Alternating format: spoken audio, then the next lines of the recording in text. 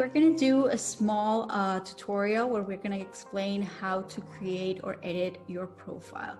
First thing you need to do is go into the icon of your profile picture or whatever you have there. Go to view profile. Once you are in, you can edit your expertise, add links, and add a short bio of yourself. So if I click on the plus, I'll be able to edit anything. So here under my the first thing you want to do is add a little description about yourself. So I'm going to add it really quickly. Once I already added, I can then select from a list of expertise. We're going to select for Fab Foundation Community. And once we are there, we can add a couple of links. For now, we're going to add the website. So if we add this here, you can then save it.